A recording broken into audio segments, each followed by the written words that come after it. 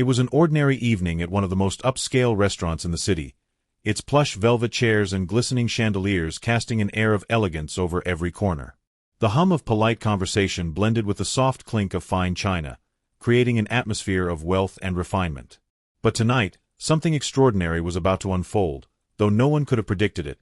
Not the sleek, glamorous staff in their designer uniforms, nor the well-dressed patrons indulging in their gourmet meals. As the camera zoomed in, we saw a woman, late 20s, with an air of youthful confidence.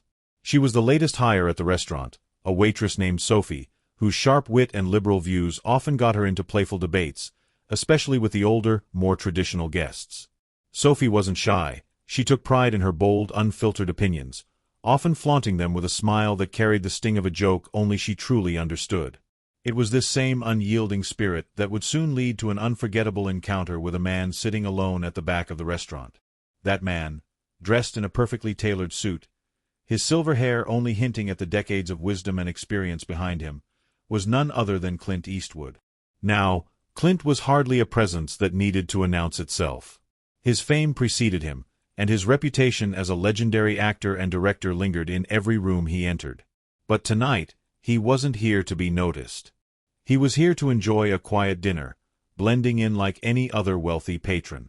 He preferred to keep his personal life private, away from the chaos of fame, and this restaurant was his sanctuary. He'd been coming here for years, long before it had reached its peak of luxury, and had watched it grow into the celebrity hotspot it was now. Sophie, oblivious to the identity of the man she was about to cross paths with, was hustling around the dining room. She was quick, efficient, and often a little too eager to make her opinion known.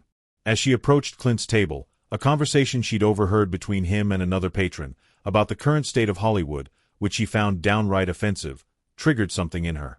She couldn't help herself. She had to speak up. Her sharp tongue was always ready for a good-natured jab at anyone who dared to voice opinions she deemed out of touch. As she neared Clint, she noticed him nodding politely at the other guest before turning his gaze to her. Sophie, without missing a beat, took it as an opportunity to make a snide remark. "You know," she began, her voice laced with sarcasm, "the kind of talk you hear in places like this is exactly what's wrong with the world. Old Hollywood stars who think they can still rule the silver screen without even realizing how much things have changed. Don't you think it's time to, step aside for the younger generation?" Clint's expression remained unreadable. His eyes, though sharp, didn't betray any emotion. Sophie stood there, expecting some kind of response, perhaps a chuckle or an awkward shift in the conversation. But Clint simply looked at her, eyes unwavering, his silence almost challenging. He didn't give the reaction she wanted. Instead, it was as if time had stopped for a moment. Sophie realized only then that she might have crossed a line, but it was too late to backtrack. She waited for him to speak, expecting some kind of gruff rebuttal, a typical response from an old-school actor who had seen the worst of Hollywood's ups and downs. But instead, the man took a deep breath, as though weighing his words carefully. And then, in a calm, steady voice, he said, "I guess you've never heard of the owner of this place." Sophie blinked, confused. The owner? She hadn't even thought about it. After all, in her mind, places like this were run by big corporations, faceless entities that didn't have real people behind them. She smirked, thinking he was just playing along. "No, I haven't," she replied, still with that air of superiority. "Probably someone who made their fortune from the backs of people like me." Clint took a moment, and then, without any warning, he dropped the bombshell. "Well, that would be me," he said, the words hanging in the air like an unexpected gust of wind. "I own this restaurant." Sophie's face froze. Her lips parted, but no words came out. The realization slowly began to sink in. The man she had just mocked, in her usual playful but biting way, was the very person who had made all this possible, the person whose money and influence had built the restaurant, whose legacy had made it a symbol of the elite. And now, she stood before him, her attempt at humor crashing down in a wave of embarrassment. The room seemed to close in on her, the soft murmurs of the other diners growing distant as her mind raced. She could feel her cheeks flush, her earlier confidence evaporating like mist in the morning sun. It wasn't just about the mockery anymore, it was about the implications.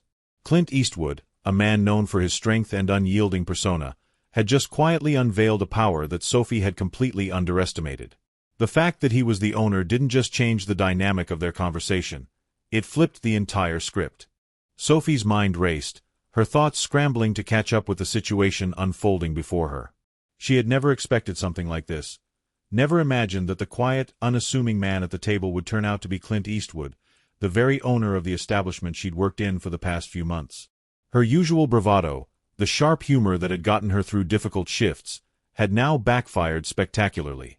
For the first time, she felt small, insignificant in the face of someone whose name had been a symbol of power and influence for decades. But Sophie wasn't the kind of person to cower easily. Raised in a family that valued independence above all else, she had always been the one to speak her mind, to challenge authority, to question the status quo.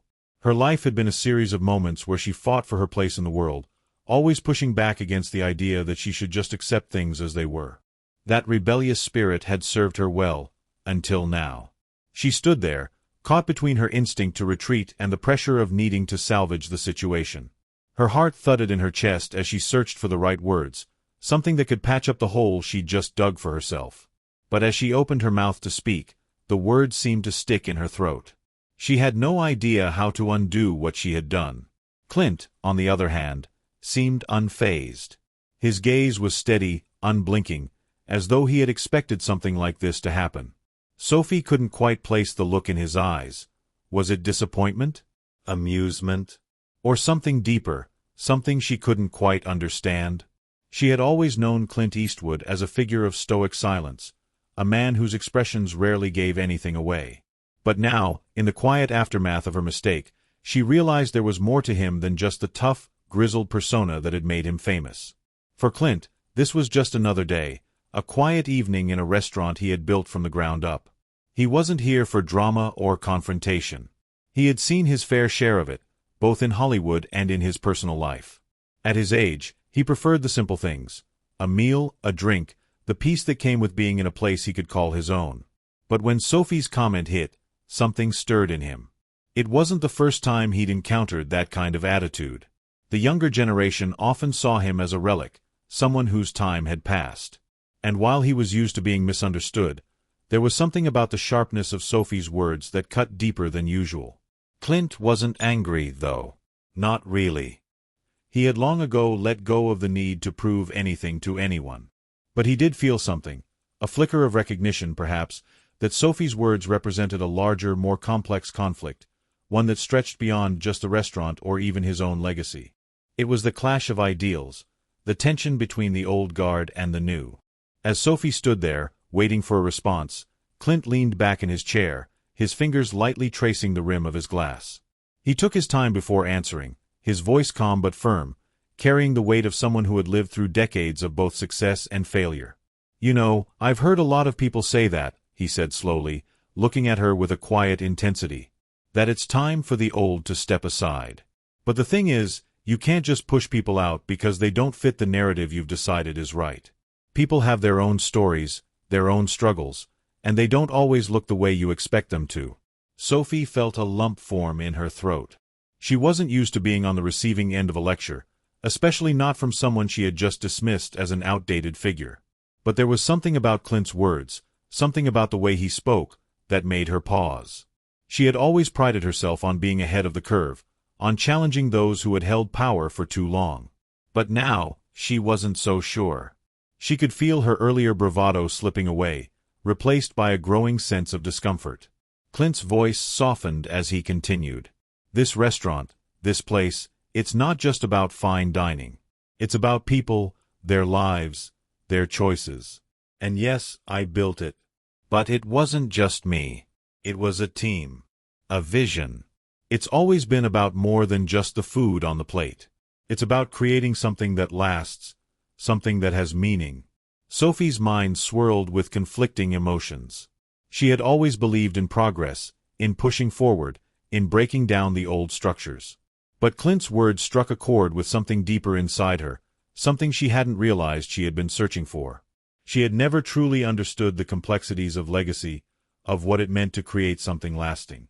To her, everything had always been about the next big thing, the next trend. But now, in the presence of this man, this icon, She was beginning to question her own assumptions. She swallowed hard, trying to find the words to respond, but the silence between them was thick, filled with unspoken tension. The restaurant around them seemed to fade away as she stood there, caught between the man who had built this empire and the ideals she had always fought for. She didn't know it yet, but this conversation was just the beginning. It was the first crack in her carefully constructed worldview, and she wasn't sure if she was ready to face what lay on the other side. Meanwhile, Clint sat back in his chair, observing her carefully. He could see the internal struggle playing out on her face. He knew that look well, the moment when someone's beliefs were challenged, when they were forced to confront a truth they weren't ready to face. He had been there himself, more times than he could count. But he also knew that this moment, uncomfortable as it was, could be the turning point for her. People didn't change overnight, but sometimes, the smallest shift could set the stage for something greater. And so, the conflict between them simmered, not just as a clash of generations, but as a deeper question of what it meant to live a life of purpose, to create something that would stand the test of time. As the evening wore on, neither of them spoke much more, but the tension in the air was palpable. Both were thinking, reflecting, weighing their words and actions. For Sophie, this encounter with Clint Eastwood, unexpected, uncomfortable, and profoundly challenging, would linger in her mind long after the dinner rush had ended. And for Clint, it was another reminder that even in his later years, the world still had a way of surprising him, of challenging his assumptions, of making him question the very things he had spent a lifetime building. But both knew, deep down, that this was just the beginning. The aftermath of Sophie's comment rippled through the restaurant like a shockwave, though the tension in the air remained largely unspoken. It wasn't until the following morning that the full impact of what had transpired truly began to hit her.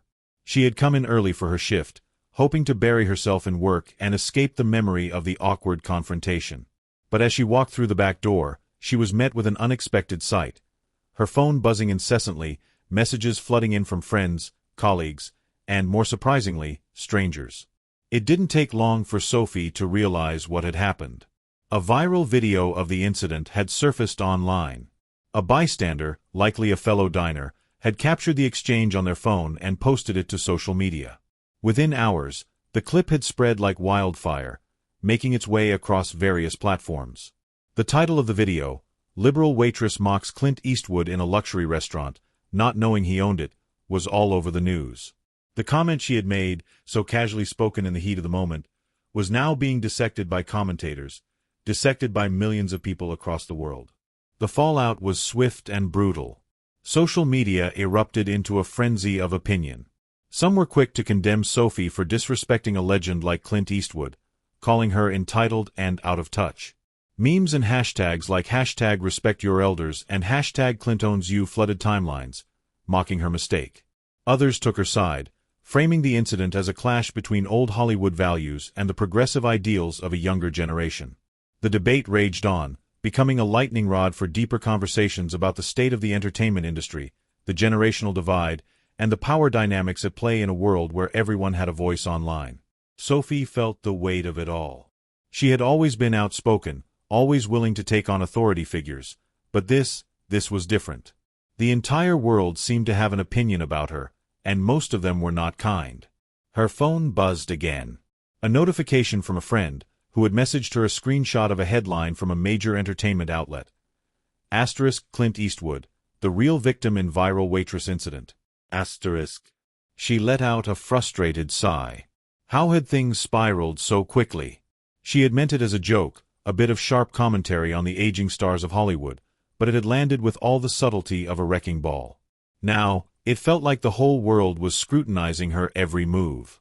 And yet, amidst the noise, Sophie couldn't shake the image of Clint's calm expression from the night before. He hadn't reacted with anger or contempt. He had simply spoken his truth, quietly, but with the authority of someone who had seen it all. That was the moment that stuck with her. That was the moment that made her question everything she had believed about success, about power, about what it meant to leave a legacy. Meanwhile, Clint's day had started with much of the same. The phone calls, the media inquiries, the sudden onslaught of attention. It wasn't the first time he had been thrust into the spotlight for something unexpected, but this was different. This wasn't a public scandal involving his movies or personal life. This was a viral moment that threatened to redefine his public image, to reshape the way people viewed him in a way that was beyond his control.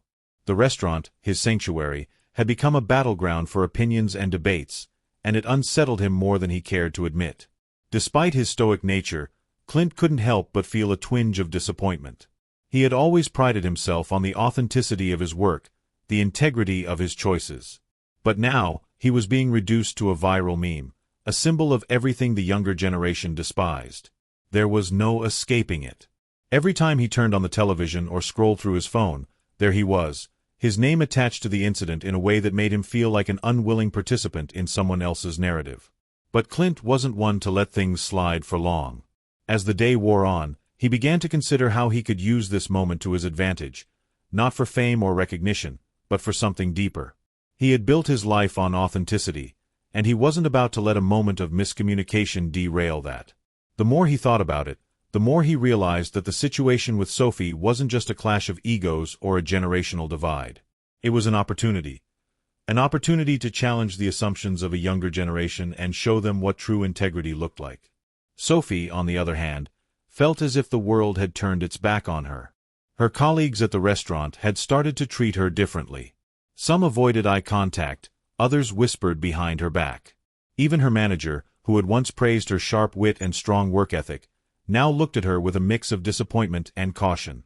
She was no longer just the witty, rebellious waitress. She was the woman who had mocked Clint Eastwood. That label clung to her, and it felt suffocating. Her friends were no help, either. Messages of support came with strings attached. Many of them wanted to rally behind her, but their support felt hollow, like they were more interested in the drama than in her as a person. The online trolls had a field day, dissecting her every word, mocking her appearance, and even making fun of her family. But amidst the noise, there were a few voices who spoke up in her defense, arguing that she had been unfairly vilified for a harmless remark. It was those voices that gave her a sliver of hope, a reminder that not everyone saw her as the villain. Despite the weight of the public's judgment, Sophie couldn't help but reflect on her encounter with Clint.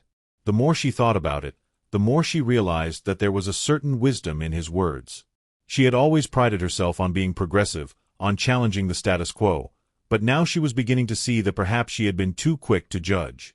She had dismissed Clint, not just as an actor, but as a person, without understanding the full scope of his journey. The next day, when she showed up for work, something had changed. It wasn't just the whispers or the cold stares from her coworkers. It was the realization that she had a choice, to wallow in the fallout, or to rise above it. She didn't know what the future held, but she knew one thing for sure: she wasn't going to let this moment define her. Clint, too, was grappling with the fallout in his own way. He had made peace with the fact that he couldn't control public opinion. But as the day wore on, he began to wonder if this moment with Sophie could lead to something greater, an opportunity for them both to grow, to learn from each other.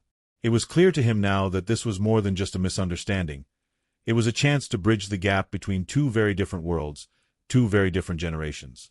The escalation of their conflict was far from over, but amid the chaos, both Sophie and Clint began to find small moments of clarity, moments that suggested that this unlikely encounter could lead to something unexpected. Sophie stood in front of the mirror in the restaurant staff room, staring at her reflection, feeling the weight of the world pressing down on her. The social media frenzy had not died down, and every glance from her coworkers felt like a reminder of her failure. She had been caught in the storm of public opinion, and though some defended her, others had abandoned her, leaving her isolated. She felt like she had lost control over her own story, and it made her sick to her stomach. The old Sophie, the one who had always spoken her mind without hesitation, was still there, buried beneath the layers of doubt and shame. But deep down, Sophie knew she couldn't stay trapped in this self-pity. She had spent too long being reactive, letting the storm swirl around her. It was time for her to regain control. She was the one who had sparked this whole fire, and now she had the power to decide how it would end. It was a realization that didn't come easily. She had spent hours scrolling through the endless comments online, reading the angry, judgmental remarks from strangers, and letting them gnaw at her confidence. But it was a single message, one that had stood out among the noise, that had shifted her perspective.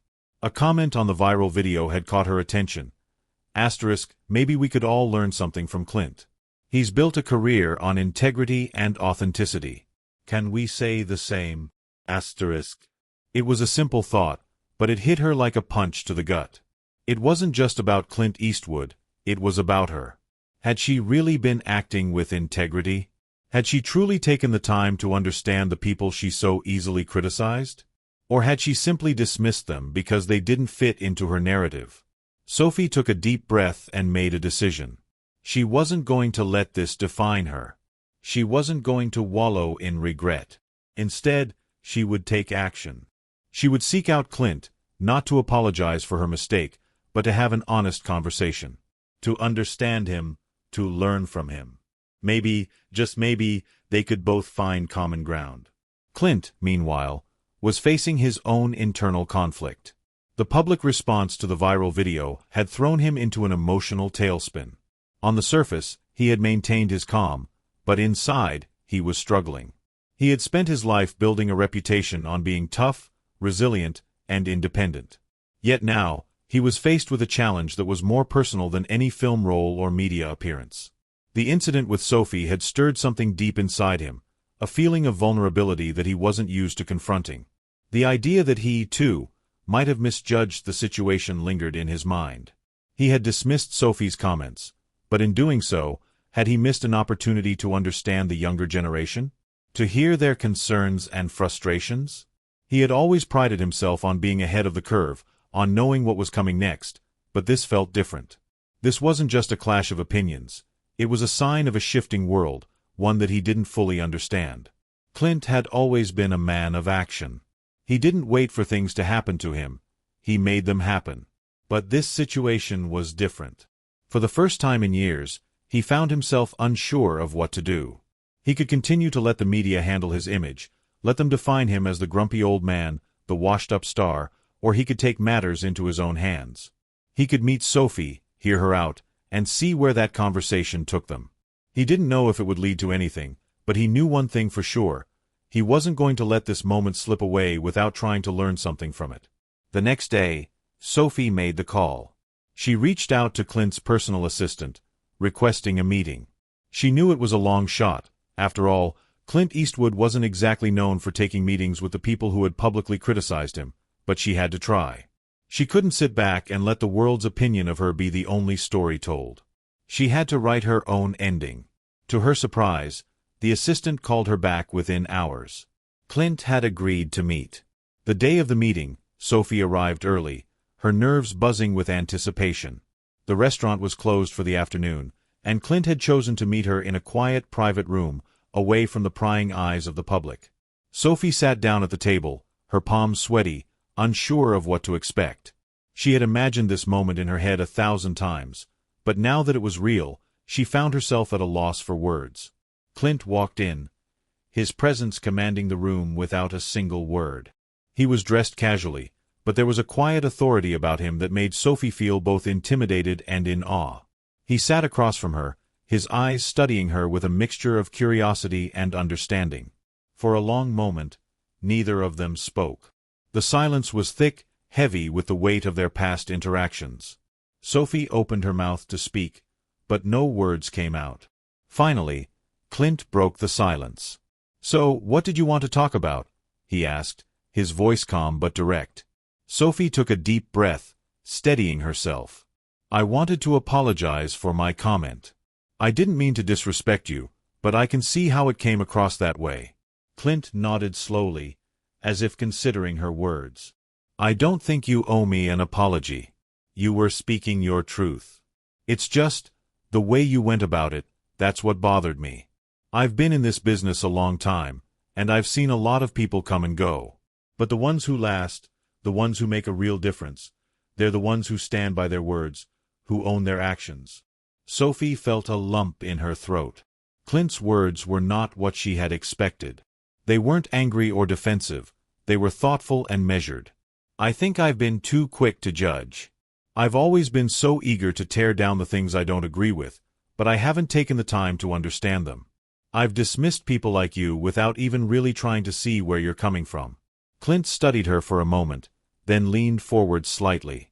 "It's easy to tear things down. It's harder to build something that lasts. But if you really want to make a difference, You've got to be willing to do both. And sometimes, that means taking a step back, listening, and learning. The conversation flowed more easily after that. Sophie asked Clint about his career, about the challenges he had faced, and about the lessons he had learned over the years. Clint shared stories of his early days in Hollywood, of the sacrifices he had made, and of the people who had shaped him into the man he was today. It was a conversation that neither of them had expected, but one that both of them needed. As the meeting came to an end, Sophie felt a sense of clarity she hadn't had in days. She had come in wanting to fix the mistake she had made, but what she had left with was something far more valuable, a new perspective. And for the first time in a long while, she felt like she was on the right path. Clint, too, left the meeting with a sense of resolution. The conversation had been uncomfortable at times, but it had also been enlightening. He had realized that there was more to this new generation than he had given them credit for. And maybe, just maybe, he had something to offer them as well. The following weeks were a whirlwind for both Sophie and Clint.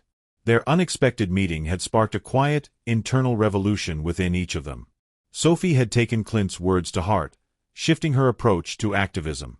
She no longer wanted to be the loud voice of criticism but rather the bridge between opposing viewpoints. She began writing more reflective pieces, ones that acknowledged the complexities of the world rather than simplifying them into easy binaries. She used her platform to invite dialogue, to listen as much as she spoke, and, gradually, people started to listen to her in return. The viral video had turned from a moment of shame into the catalyst for her personal growth. For Clint, the time since the meeting had been filled with introspection. The film industry had always been his world, and he had built it with his own two hands. But as he reflected on the conversation with Sophie, he realized that the world was shifting, and he needed to shift with it. He began working on a new project, not one about cowboys or war heroes, but a film about the complexities of generational conflict and understanding. He had been offered countless scripts over the years, but none had ever sparked his interest quite like this one. And then, one day, an unexpected opportunity arose that would force both of them to face their pasts and their futures head-on. The restaurant, now famous not only for its gourmet food but for the viral moment involving its owner, Clint Eastwood, and its waitress, Sophie, was holding a grand reopening event. It was a high-profile occasion, with journalists, critics, and influencers all clamoring for a seat. The restaurant was now a symbol of transformation, a place where two very different people had come together and changed the narrative surrounding them. The media buzz had been palpable, and both Clint and Sophie had been asked to speak at the event, to publicly acknowledge the turning point their story had become. Sophie, at first, had hesitated. The idea of speaking in front of so many people felt overwhelming. She had been a figurehead for the controversy, and now she was expected to stand in front of a crowd and speak about change, about growth. It was one thing to internalize these lessons, but to share them with the world? That was different. But Clint had encouraged her. "This is your moment," he had said. "This isn't just about me. It's about what you've learned and how far you've come. It's about showing the world that it's okay to change, that it's never too late to do the right thing." On the night of the event, the atmosphere was electric. The restaurant was filled with anticipation, and as the clock ticked closer to the start of the evening, Clint and Sophie stood backstage, ready to make their way into the spotlight. Sophie felt the nerves bubbling up in her chest, but she knew she couldn't back out now. This was the moment she had been waiting for, the culmination of everything she had worked through in the weeks since that fateful incident. She had a story to tell, and it wasn't just hers, it was theirs. Clint, too, felt the weight of the moment. He had always been in control, but now, he felt vulnerable in a way he hadn't experienced in years. The restaurant had been his sanctuary, his retreat from the world, but now, it was more than that. It was a symbol of change, of reconciliation. And as he walked out onto the stage, he saw Sophie standing next to him, her face filled with a mixture of nervousness and determination. He knew, without a doubt, that this was the right thing to do. The room fell silent as they both took their places at the podium. The lights above them were bright, almost blinding, but the sea of faces in front of them felt warm, welcoming. The tension in the air was palpable, as everyone waited for them to speak. Clint spoke first, his voice steady but emotional. "I've spent my life making films, telling stories, but there's one story I've neglected to tell. The story of growth, of learning, of listening. I've always prided myself on standing my ground, But recently, I've come to realize that standing firm doesn't mean you can't bend. Sophie taught me that. We may not always agree, but if we're willing to listen, we can understand each other. And that's what we need more of in this world. Understanding. The crowd was still, taking in his words. Then, it was Sophie's turn. She took a deep breath, feeling the weight of the moment settle on her shoulders. But as she looked out at the crowd, she didn't see critics or skeptics. She saw people who were waiting for something real, something human. I've spent a lot of time thinking about the things I said, about the way I reacted, Sophie began, her voice trembling at first. And I've realized that I was wrong in many ways. I've spent so much time criticizing and tearing down what I didn't understand, but the truth is, we're all trying to find our place in this world. We're all learning. Clint taught me that. And I've learned that change doesn't happen overnight, but it does happen, if we're open to it. There was a long pause as the weight of her words settled in the room. And then, as if on cue, the crowd began to clap. It was soft at first, uncertain, but then it grew, swelling into a standing ovation. The applause echoed in the restaurant, reverberating through the walls, and Sophie felt a tear slip down her cheek. It wasn't a tear of sadness, but of relief. She had found her voice, and the world had heard it. Clint, too, was moved. He hadn't expected this level of warmth from the audience, but as he looked at Sophie, standing tall beside him, he realized that the journey they had both taken had brought them to this moment, a moment of redemption, of reconciliation. They had come together, despite their differences, and had learned something that would stay with them forever. As the applause died down, Clint stepped forward, placing a hand on Sophie's shoulder. "This isn't the end," he said, his voice steady. "It's just the beginning. We've got more work to do, and I'm glad I'm not doing it alone." Sophie smiled, her heart swelling with gratitude. "Neither am I." And in that moment, they both knew that their paths had crossed for a reason, that sometimes the most unlikely of encounters could lead to the most profound of transformations. They had been adversaries, but now they were allies. And together, they would continue to build something that could change the world. As the event wrapped up, Clint and Sophie stepped outside, greeted by the cool night air. The city lights twinkled around them, and for the first time in a long while, both of them felt at peace. They had learned to listen, to understand, and to grow. And in the end, that was the most powerful lesson of all. The story of their unlikely meeting had become a story of hope, a reminder that even in the most difficult of times, change was possible, and redemption was within reach for anyone willing to embrace it. As the evening drew to a close, the lights in the restaurant dimmed slightly, casting a warm glow over the faces of the people still gathered inside. The echoes of the applause still reverberated in Clint and Sophie's minds, but it was the quiet moments after the event that would stay with them forever. The energy in the room had shifted from uncertainty to unity, and as they made their way out, side by side, there was a sense of peace between them, a peace that had taken time, effort, and vulnerability to cultivate. Sophie's steps were lighter now, no longer weighed down by the sharp edges of anger and frustration that had once defined her activism. The journey she had taken had been long and difficult, but she had found her voice, one that didn't just shout, but listened and understood. She had learned that growth was not about being right, but about being willing to change. It wasn't about silencing the voices she disagreed with, but finding a way to connect with them, to hear their stories, and in turn, be heard. The realization had been humbling, but also empowering. Clint, too, had experienced a transformation. For so long, he had lived in the shadows of his past, afraid to acknowledge the complexities of his beliefs, his choices.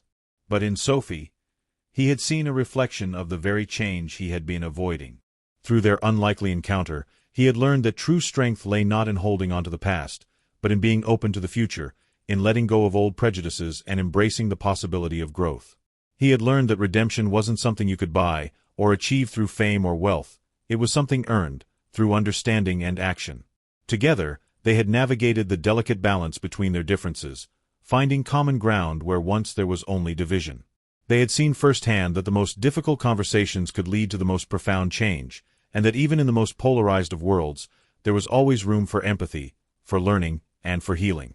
As they stepped outside into the cool night air, the city bustling around them, Clint turned to Sophie, a soft smile playing at the corners of his mouth.